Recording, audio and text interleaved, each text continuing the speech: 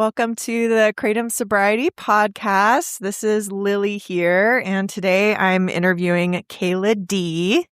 Kayla, how are you today? I'm good. I'm great today.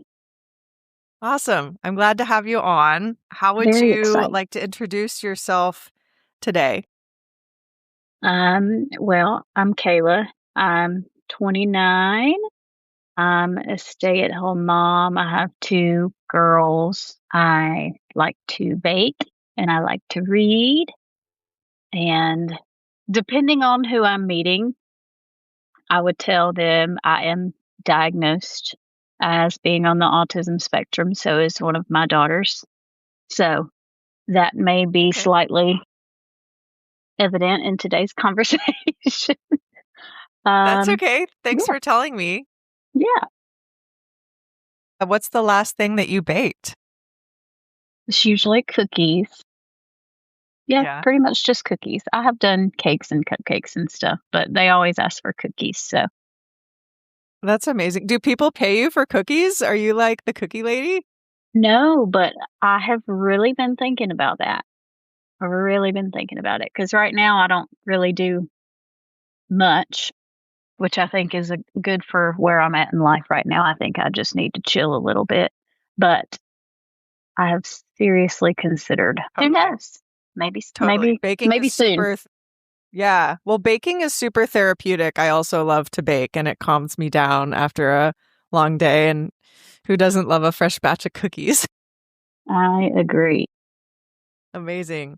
So, yeah, what else do you like to do to relax these days? Is it baking or is it something else? You said reading too. Yeah.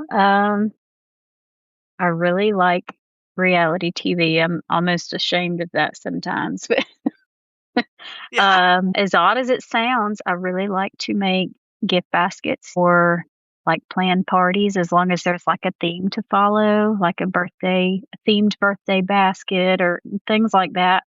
It sounds odd, but for some reason I'm really, really good at it and I really enjoy it. But, you know, I don't get to do it often, obviously. There's so many holidays and birthdays, but when Easter and Christmas and things like that comes around, Valentine's Day, Yeah.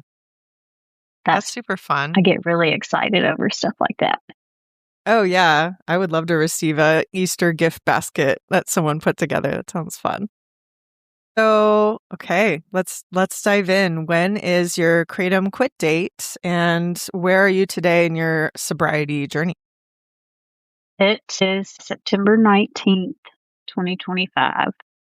Hmm. And I'm still kratom free. I have zero intentions of ever even considering taking it ever again. I couldn't say that the first many times I tried to take it, but I can say that now. It's not ever going to happen.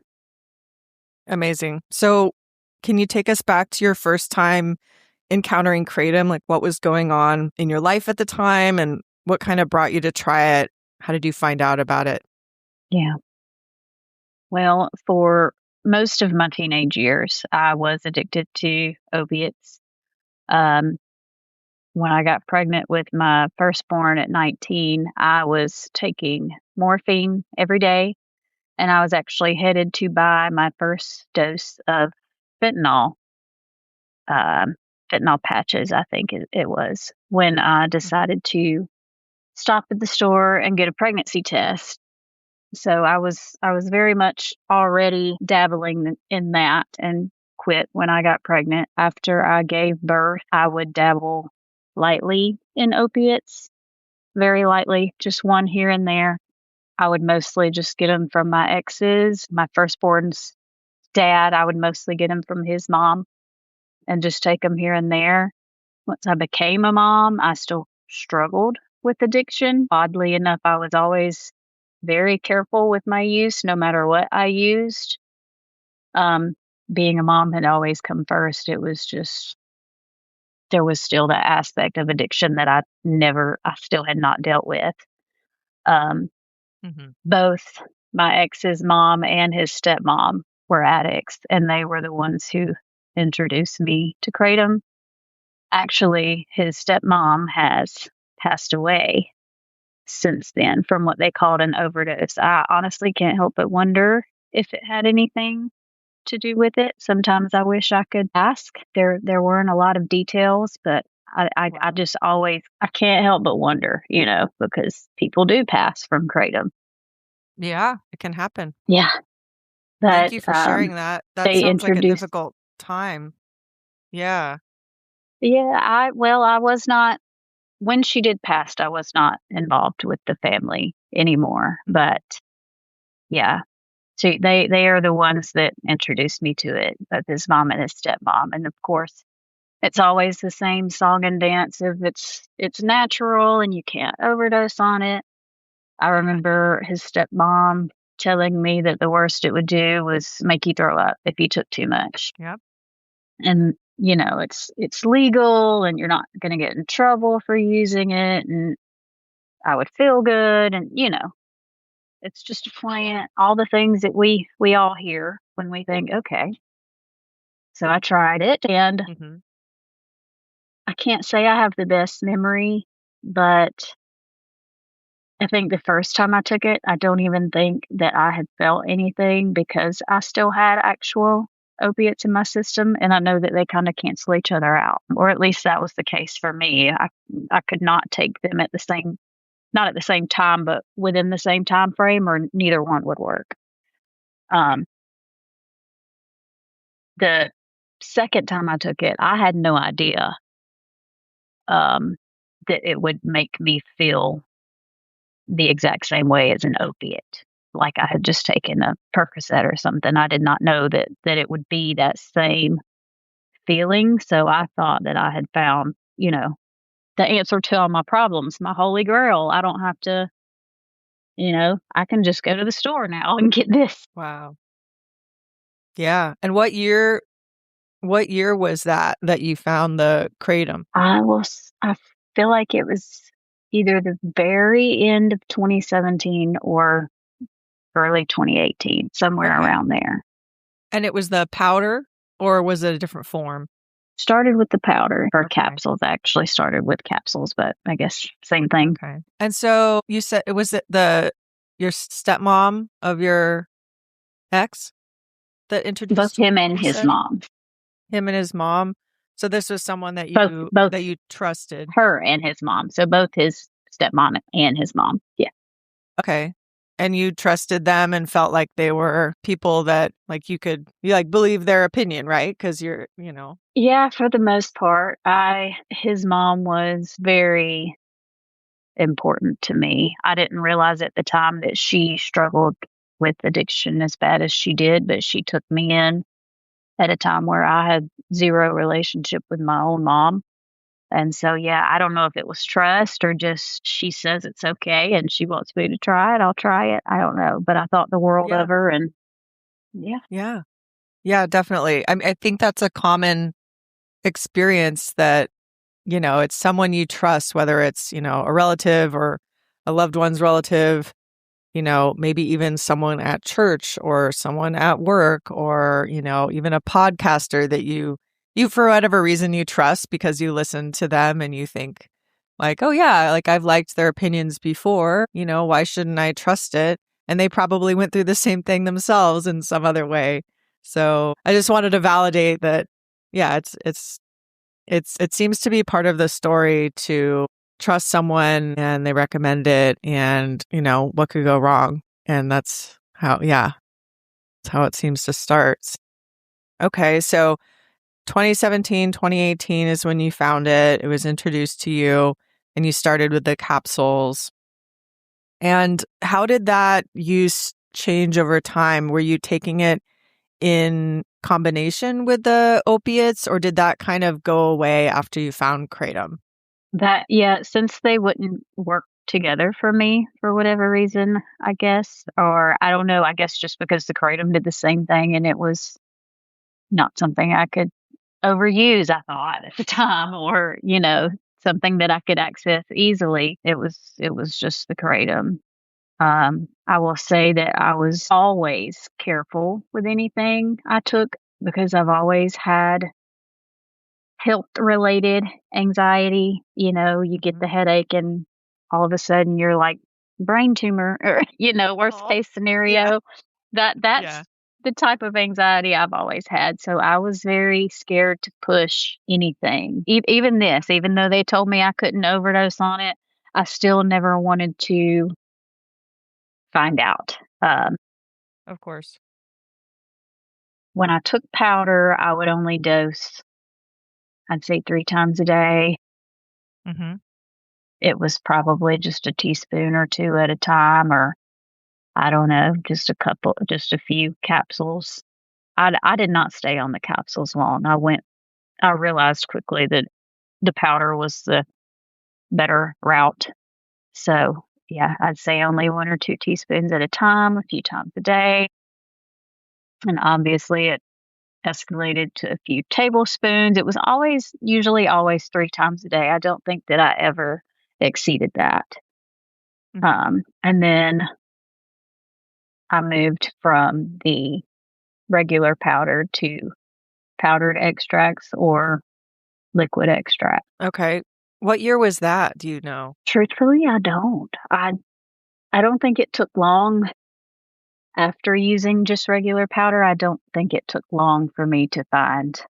I may have done regular powder for a year or a little more, before I realized that there was something bigger and better. And Yeah. that was Sure. the extracts was probably where it all went downhill. Yeah.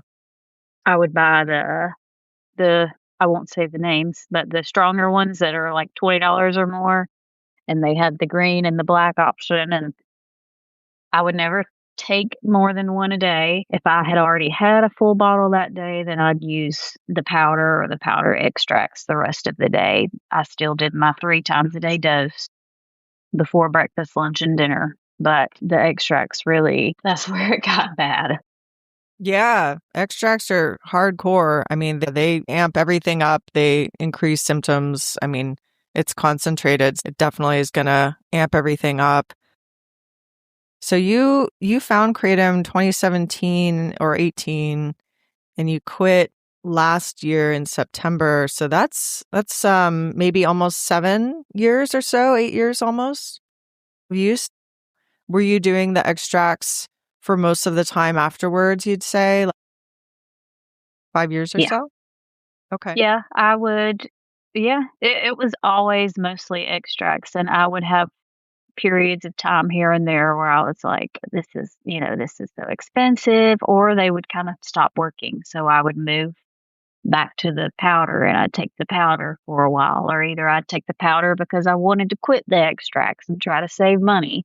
I would have those small periods of time where I'd go back and forth, but it was pretty much always extracts once I started them. Okay. Was there anyone in your life at this time that noticed anything, off about your behavior or personality? Was anyone commenting on things or did you have like observations coming in? Not necessarily, no. I don't think I let anybody in close enough. And my husband, when I met my husband in 2018, I had already been taking it, for a little bit. Yeah. He, that's the only version he ever knew of me, was the not sober version. I mean, it's really taken until just now that I've gotten sober that he knows me better than everybody else, but now he's seeing Yeah. real Kayla, sober Kayla. Yeah. Aside from him, I didn't, I would hang out with people here and there, but no, nobody ever really said anything. He knew that I was taking it, and of course, it's tough because being diagnosed on the spectrum, there already are those traits of like, getting overwhelmed and not wanting to be around crowds, not being super social. Yeah. It's it's hard to say, but I would almost say that kratom amplified those symptoms. Interesting. It's oddly enough, I was taking it my main reason for taking it was to be more social and to be more talkative and more open with people. And, it was great at first when I would still get that euphoric feeling. But I've realized now that once I got full blown addicted, it was making those symptoms far worse. I wanted to isolate. I wanted to be alone. I didn't want to conversate. I wasn't able to connect. And so it was like this lie I was believing of, well, I can't go to this birthday party unless I take this. And now I realize, I'm still not great at socializing and going out and doing these things, but I'm far better at it now than I was when I was taking kratom. So I think it was hard for people to, and again, like I said, I was always so limited with it. I never, had an issue driving or I don't know, fell asleep or was vomiting. I never had that bad of symptoms. So It, it was yeah, it sounds very easily concealed. sure. It sounds like you went through a long maintenance phase where you were, getting by without any obvious side effects to the outside world and maybe to yourself. And yeah, wanting to be more social and wanting to get out there and help with anxiety around crowds, that is all very understandable things to want. It's Yeah. hard because, yeah, at first it does seem to help with those things. And it's like a glimmer of it. And Hmm. then it doesn't really last, right? Did you find that? You found like the hint of it and then it's just not anymore. Like I'm talking if I did feel it when I took it, they're in the last stages of it, of the addiction. It was, I don't know, like a 20-minute hit. It was barely anything. And I was realizing that I spent all of my time and energy, every thought was dedicated to a feeling that lasted for a few minutes. But still, even knowing that, it's a shame how long it took me to stop, even knowing and seeing that it was, you know, That's okay. almost I mean, pointless. that's addiction though. It's consuming your every thought for that quick like moment of what you think you want and it's consuming every minute of your mind, of your day, and of course you're going to want to take something you're thinking about all day long and of course you're going to keep doing it because that's just how addiction works. So, yeah, don't feel bad about it taking a long time. I mean, hey, we're here today talking about it. So, that's great because yeah, not everyone makes it to the recovery part of it. Oh, um I would say okay, a couple more questions about during that time. So, you said no one really noticed because there weren't any strong symptoms that you were exhibiting, but was there a part of your life that suffered during that time in terms of like work or in your new marriage, anything? I would say financially and mentally and emotionally, Yeah. probably where I suffered the most. I was spending at least $20 a day, if not more. So I would estimate 150 to maybe 200 a week. Um, I had opened my first credit cards and maxed them out on Kratom. My mother-in-law works at the bank, so once my credit cards were maxed out, um, I would have her transfer money to our account. I'm a terrible liar, so I would always find an excuse that was, like, true as to why I needed the money when I asked for it, whether it was milk or cat litter, or I made it partially true so I didn't feel so bad about myself for, lying, and obviously, I didn't wanna tell her what I actually needed it for because it was almost daily I was borrowing money from her. But then every week at payday, we would owe her money, and I would always pay her back. Don't do well with owing people money, so she got out of the paycheck right off the top. Whatever we owed her, she got it. It was just we were always running out of money. I was always responsible in the sense of, If my kids needed something, they never went without if they wanted to sign up for soccer or something like that. I would always do those things first, and then what was left over went to kratom, or either I had to borrow. It was still always a situation where no matter how much of a hole it put me in, I was going to find a way to get it. Um, as far as mentally and emotionally, I would say I was very, I don't know, just completely shut down. I was very short tempered and impatient, and I would still never blow up in front of anyone. I've always, made it a point not to do things like that in front of my kids, especially.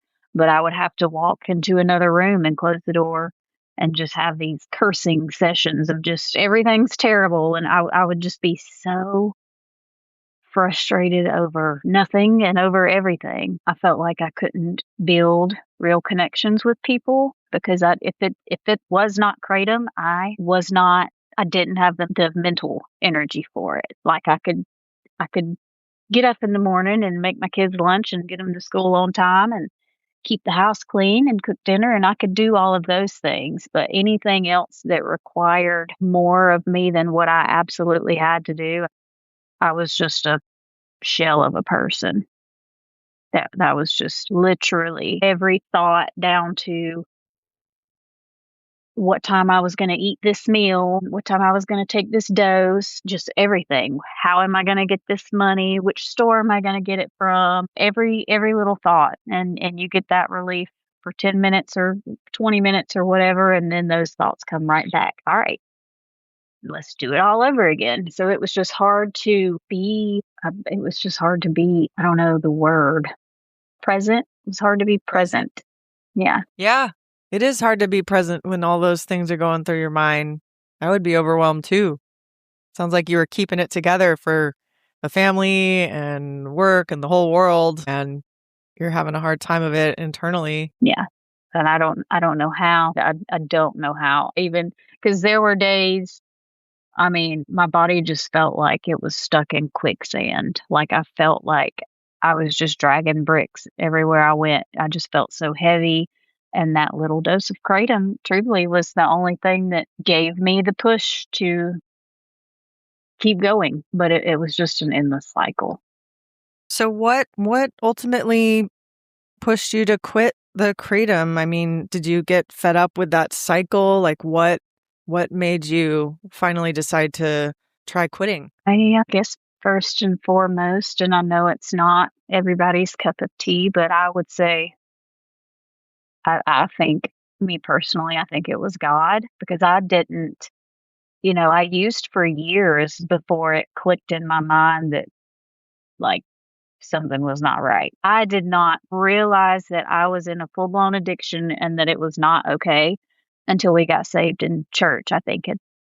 And it was like after that, I don't know, all of a sudden my eyes were just open and I would start to just hear these little things in my head like, this is not normal.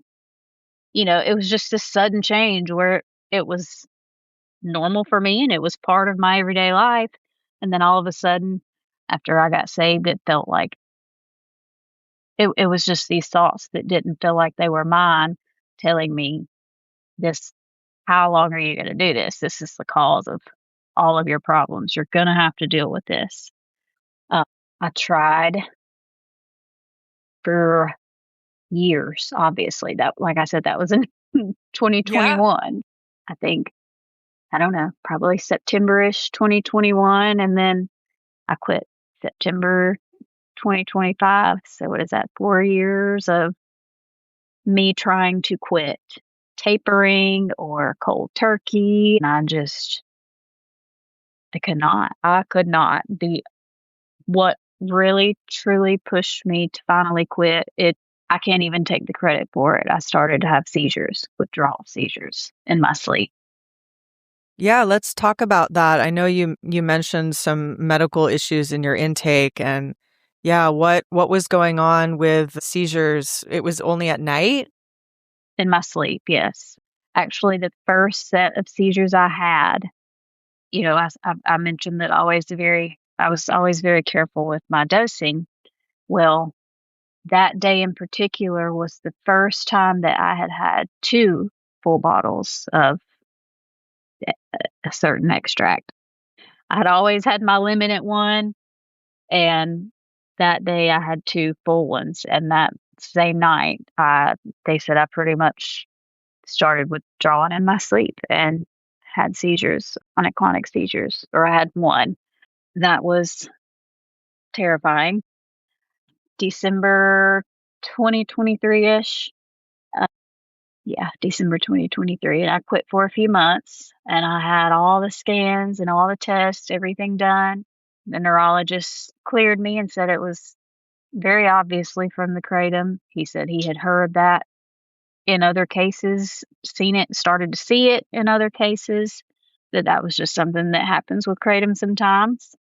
And then for whatever reason, this part still embarrasses me to this day, because to hear that and to know that, I still went back to it. But this time I was super light with my dosing. And I would do it once a day. And then the day that I got back, it was still extracts. I had went back to extracts, but I would only do that 1 dose a day. That was it. I said, it'll be fine if this is all I do. And then the day that I went back up to 2 doses and had a full bottle again, for the first time since December 2023, I had another set of seizures, and that was in September 2025. So I did the very light once a day dosing for nearly 2 years, until I was like, there's no point in this if I'm not going to do more. Once again, when I did more, it happened again. Did your husband wake you up, like finding you like that, or what was happening? I was honestly uh, still hard to think about, but especially hearing some of the other stories on this very podcast, actually, I feel shocked that I'm even here. That first one, I can't even mimic the noise that he said I was making, but it was like not necessarily a choking, but it was just some kind of noise, like I was not breathing. And it was the tonic clonic, jerking type seizure. I had peed the bed. It was the noises I was making that woke him up before the jerking. That sounds so scary. Yeah, yeah, yeah. I still have anxiety to this day, just thinking that could ever be a possibility. Which, granted, I've now been through 2, neurology and all those things where they're still pretty certain that that's what it was. But I still, Yeah. I still get scared often, even Yeah, just thinking about it. that's understandable to be scared. I mean, I'd be afraid to go to bed at night if I was having seizures at night. Like anything that happens at night that's scary, like that's not even fair. You can't do anything about it. You're trying to Mhm. sleep, you're trying to shut your brain off for the first time ever, and something scary happens like that. Yeah, I'd be scared too. And I'm really glad that you had it checked out and confirmed that yes, it was the kratom. No, you don't have a brain tumor or something else going on. I'm glad. I hope that that helped some of your medical anxiety a little bit. Honestly, yeah, it did. Well, I'll also have to include that when I quit kratom officially in September of last year, I had a tramadol prescription. So I just started taking the tramadol because I knew it was an opiate. Now, I will say, when I took the tramadol, and it was my prescription, when I took the tramadol, I didn't feel anything when I took it. So I thought it was not a big deal. I thought it was okay, even though I knew it was an opiate. I didn't feel that sensation. So I thought Mhm. I was just taking it to, kind of help lessen the withdrawal symptoms of kratom, which it did. That was probably the easiest kratom withdrawal I'd ever had, was when I just went straight to tramadol. And then after a few months of taking 3 tramadol a day every day, I had that thought where I was like, I'm doing the same thing. Like, no, I don't feel high or feel funny when I take it, but I'm still relying on something every day. And I actually didn't know at the time that tramadol has serotonin in it or boosts serotonin, something like that. Um, Yeah. but I quit that cold turkey in December of last year, and I was unaware that tramadol lowers your seizure threshold. And so I had seizures again from tramadol withdrawals. And I have not seen the neurologist. It's hard to get in with them. I have not seen the neurologist this time since that set of seizures. But they're still every doctor I've seen is still very certain because if you think about it, I had been 15 years on and off using some type of opiate regularly, with the exception of my pregnancies. Nearly 15 years because I started, I think, when I was 14. I don't know, very young, but nearly 15 years of being so reliant on an opiate that even though it wasn't kratom, when I tried to stop it cold turkey, the same thing happened with the seizures. They are still very, very certain that it was all just related to the opiate addiction aspect of it.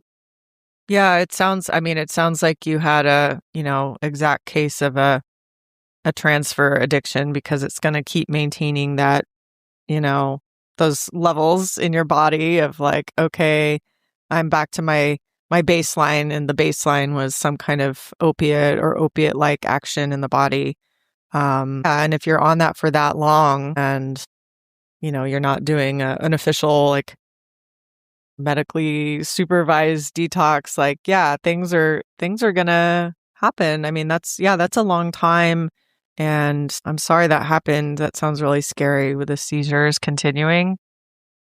It was very, very scary. I think I would say that knowing all of that is what caused it has helped with the health anxiety. But I guess because it went from kratom to tramadol, I was so dead set on it's just kratom, which again, we're still very certain that it was, but there's still that thing in the back of my mind that was like, well, you wasn't on kratom the last time. And even though it's very obvious that I was still withdrawing from opiates, there's still always that thought Yeah. in the back of my mind of, well, what if it happens again?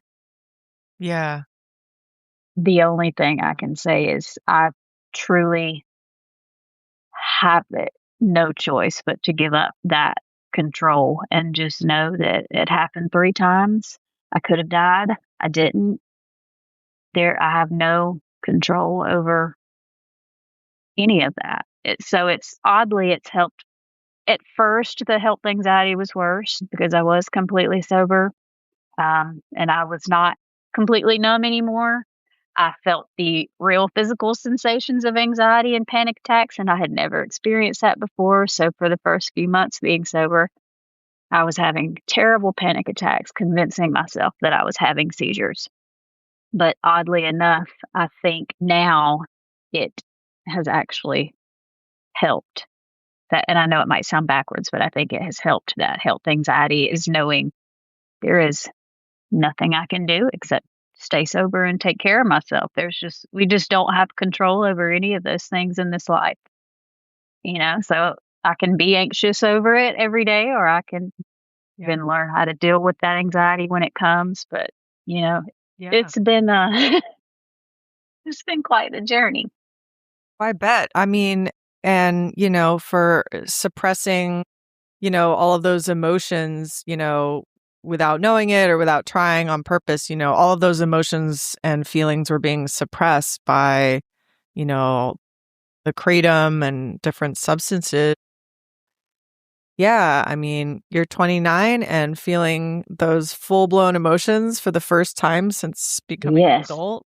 Like, hell yeah. You're like, I "Oh cried my like, God." I don't know, maybe 4 times a year when I was using. Like, I just didn't cry. I'm talking completely numb. And now I'm lucky to get through one day without crying. Yeah, gotta make up for lost time, get it out. Happy stuff, sad stuff, it doesn't matter. I'm just crying. Right? Well, and there's like chemicals in our tears when there's like happy cry and sad cry, and then they're different from like the angry cry. Like there's Mhm. different chemicals that come out that help you feel better faster. I learned. I don't know what they're called, but I read that and it made me like, oh, interesting. Like our body's trying real hard to help us out. Yeah, it's crazy. Right. So it's interesting because my next question is what was the first month off of Kratom like? And it sounds like your first month off of Kratom was on the tramadol, well, actually 2 months. So do you want to talk about that transition or maybe what the first month off of tramadol was like physically? That's when well, I will say that I had quit kratom a few times before, cold turkey. It did not feel good. Both when I quit kratom again, when I did quit kratom cold turkey, that sobriety never lasted longer than a week. Never, until the seizures happened, Yeah. obviously. But for both kratom and tramadol, the restless legs were, I think, my biggest complaint. And the anxiety and panic attacks, whether it was health related panic attacks or not, it was still just this rush of all these new things that I have not felt like a child all over again, just relearning how to cope with life and not have a crutch. So the restless legs, I did have like diarrhea anytime I quit either kratom or tramadol. I had that for a while, and my stomach was just trying to get back right, I guess. I will say I was always so scared to quit because I thought it would affect my sleep, and it did. Maybe this will give somebody else hope, is it did affect my sleep. I did have nights where I lay awake and I couldn't sleep, and the restless legs felt like I was going to lose my mind because it's just that like crawling sensation in your legs, or no matter how much you move them, it's a terrible feeling, but it didn't last for me longer than a few days. I mean, within a week, those physical symptoms were gone. And so it's like if you can just be strong and get through that first week, it's going to suck, but it didn't last more than a week. And I had been doing this stuff for, like I said, nearly 15 years. It was, for me, it was the mental aspect of being sober, that takes the most work. So what are you avoiding? What are you masking? What are you numbing? That was the hardest part. The physical stuff that I could deal with, it's not going to last very long once it gets out of your system. But the part that you have to live with every day, the thing that you were, that led you to ever use in the first place, that I feel like might be what's toughest for everybody, but definitely is what Yeah. was toughest for me. Yeah, it's just sitting there waiting and it's right there when you come back and you still have to deal with it. The emotions are like, okay, I'm still here. Yes. I So, slept a yeah. lot and I cried a lot, and it was Yeah. like my nervous system just it needed some work. Sure, absolutely. There's a lot of recalibrating and help that's needed after big changes like that.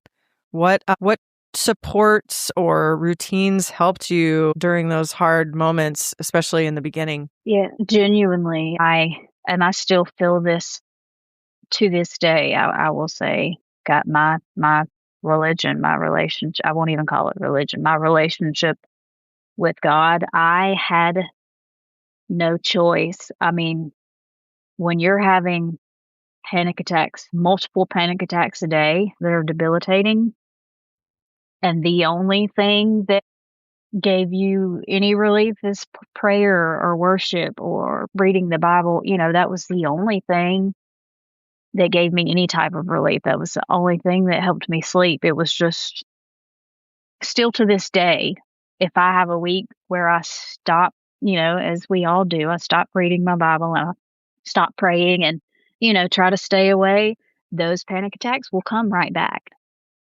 For me, that's not a coincidence. That has been the only thing that I can attest any of my progress to, because literally without it, I fail every time.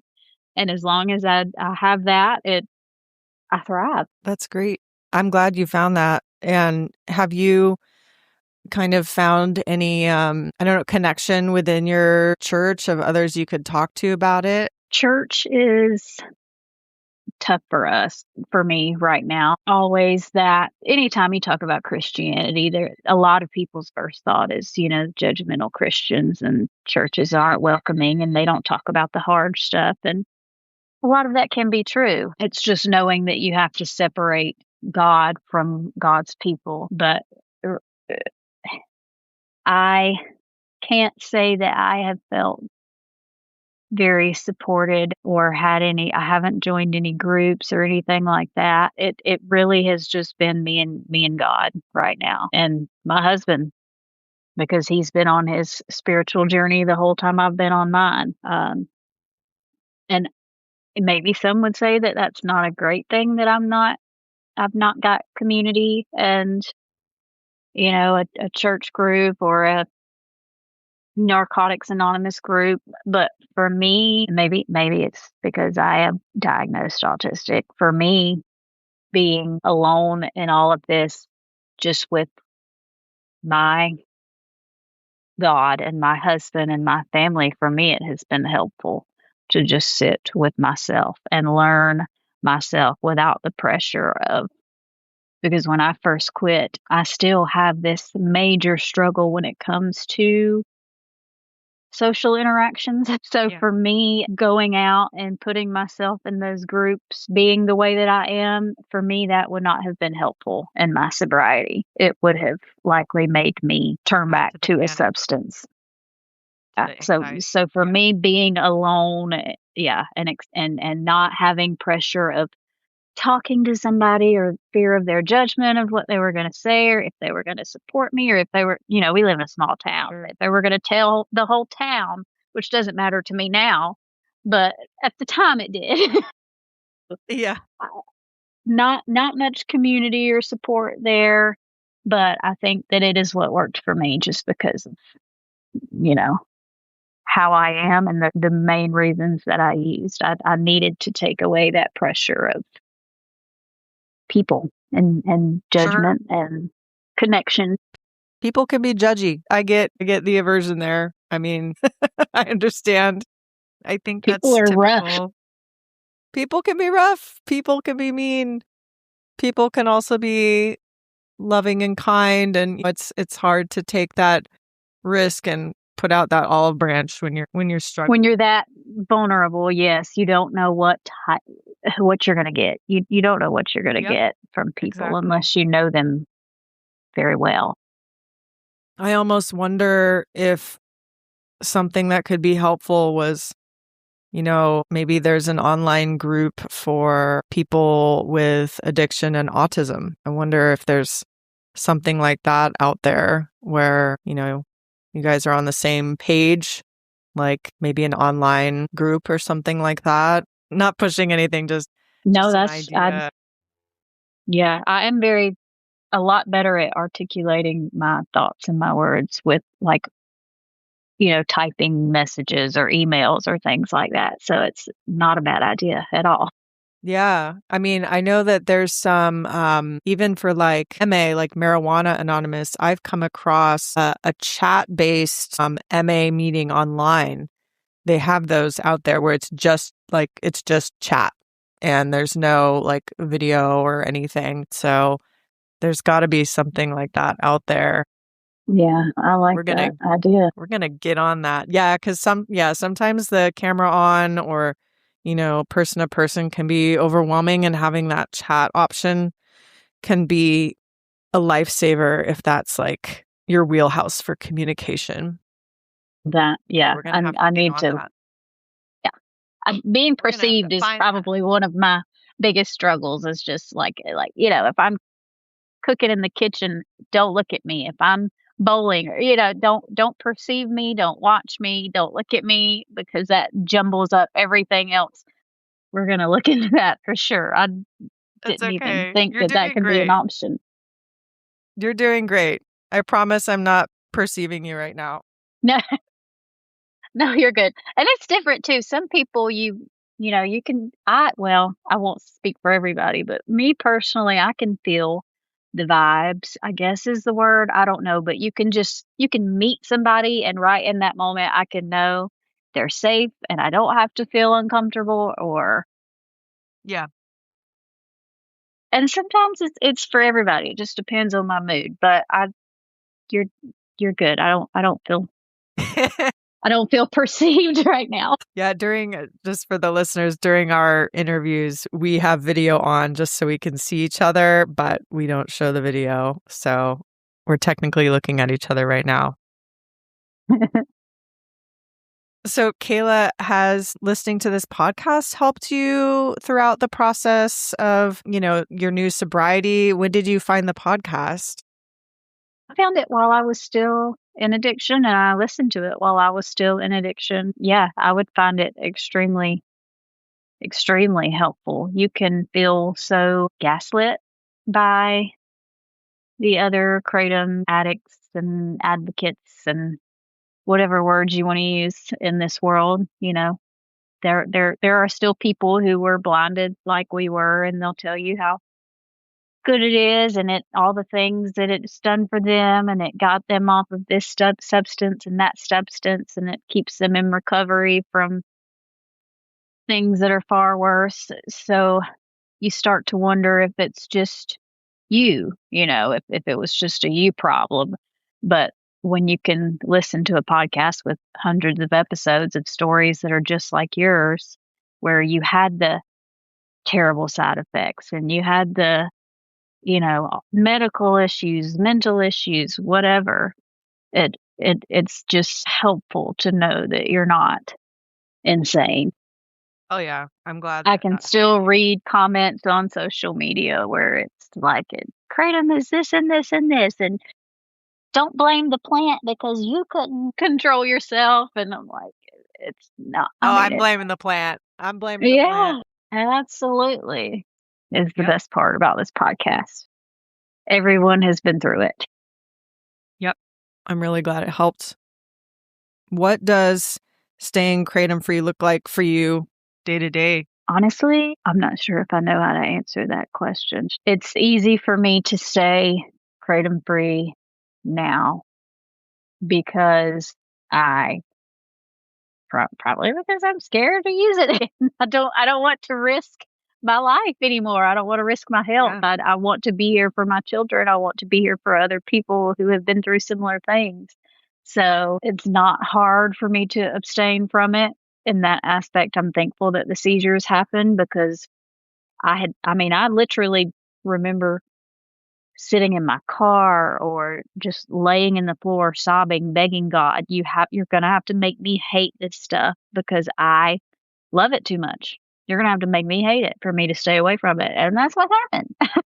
So it's not been hard for me to abstain from kratom and stay kratom free for that reason. It's just now doing, like I said, doing the work that got me here in the first place, that led me to opiates in the first place. It's relearning myself and finding things that make me happy and give me natural dopamine boosts instead of just loading myself down with dopamine and being on this constant search for it. It's just being normal. It's just living a normal life and learning the world all over again. Like I said, I feel like a kid who just got here and is Yeah. just figuring stuff out. Yeah. I mean, you're relearning what normal is. Like, what is normal for you? Like, your new normal is not what it was 2, 3, 10, 15 years ago. So Yeah. it's cool because it's cool because it's a clean slate, but it's probably also scary that it's a clean slate, you know? Yeah. Yeah, especially, and I don't know if it is the autism aspect of it or if everybody feels the same way, but I notice everything now. I mean, if somebody that caused me some pain in my childhood sends me a message and I have this very specific reaction, I notice stuff like that now, whereas before I wouldn't have noticed it or I wouldn't have had a reaction at all. It's just all of these little things now that I take note of and when you can do that, you can move forward and you can get better. Yeah. You can connect the dots. I mean, it sounds like you're a very perceptive person, and being perceptive like that all the time when you can't turn it off, like that can be overwhelming too. But it's better to notice, it's your threat detector and it's your deepest survival mechanisms being like, hey, watch out for that guy. Or, hey, you gotta, stay alive here. Watch out for It that person. Watch out for this. It's good. exactly, exactly. And it can be, and that might be part of why I started using in the first place, is because it is very exhausting to always be turned on and always be noticing everything all the time. But now I see how it helps me and I see what it does for me. And I try not to run from it and just accept it as a good thing. Yeah. Do you like to journal at all, or like, even like typing journaling, like on your phone or computer, like typing out your observations so you can like track patterns? Haven't done it.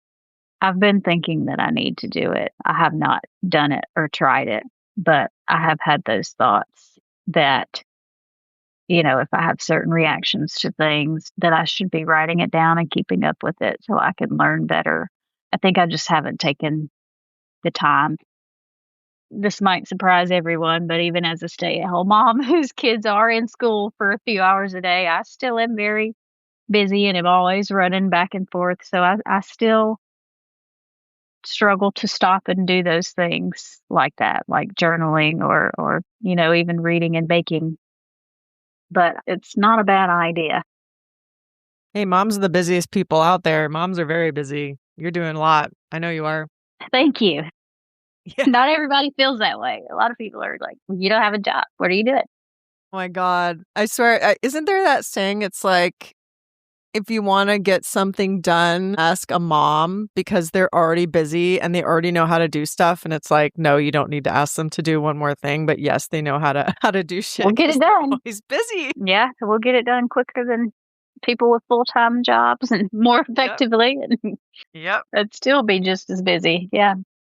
Yeah. Well, how else would you describe your life now compared to when Kratom was part of it? I know that you mentioned being more perceptive and aware of your emotions. Like, anything else that you wanted to add there? I don't know. I would just describe it as life, as living. My mind might be busy 24/7, but it's so nice to not have every thought focused in on the same thing all the time.